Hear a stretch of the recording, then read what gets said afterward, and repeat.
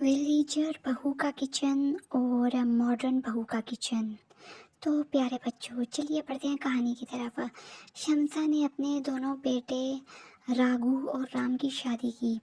राघु के लिए उसे अपने ही गांव की एक लड़की पसंद आ गई जिसका नाम प्रेमचंद था। और और छोटा लड़का जो कि शहर में पढ़ता था, उसे उसने वहीं अपनी क्लास वालों को पसंद किया और ब्याह कर अपने गांव ले आया। वो लड़की बहुत मॉडर्न थी।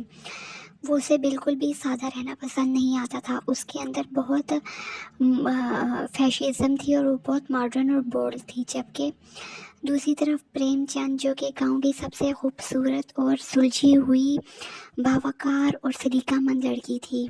इसमें गुरूर और तकब्बुर बिल्कुल नहीं था। सास ने दोनों बेटों की शादी कर दी। अब दोनों बहुएं घर आ गईं। अब सास ने सोचा कि मुझे अब काम से अब छुट्टी कर लेनी चाहिए। मुझे अब काम नहीं करना चाहिए क्योंकि अब मेरे घर में दो दो बहुएं आ गई हैं। अब यही परिवार को और घर को संभालेंगी।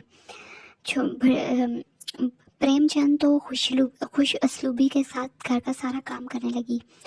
बल्कि जबकि छोटी बहू उसे बहुत नखरे आ रहे थे। वो कह रही थी, मैं तो इतनी मॉडर्न हूँ, खूबसूरत हूँ और वेल एजुकेटेड हूँ, पढ़ी लिखी हूँ और शहर से आई हूँ। मेरे बाप ने तो इतना जहेज दिया है, मैं क्यों काम करूँ ससुराल में, मैं क्यों नौकरानी बनूँ, मैं काम नहीं करूँगी।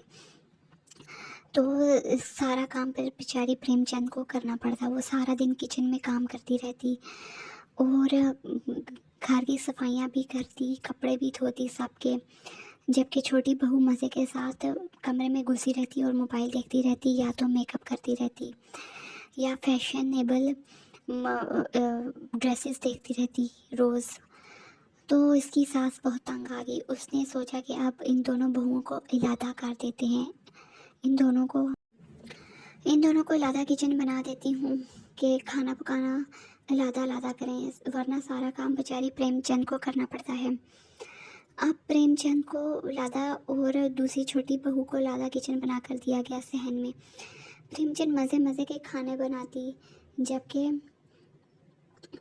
मॉडर्न बहू को खाना बनाना नहीं आता। वो बने बनाए पैकेट्स मसालों के मंगवा लेती और हर चीज़ बनी बनाई मंगवा के उसे तड़का और उसके ऊपर मसाला डाल देती, जो कि बिल्कुल भी खाने के लायक नहीं होता। जबकि प्रेमचंद का खाना सबको पसंद आता और उसकी बहुत तारीफ़ करते।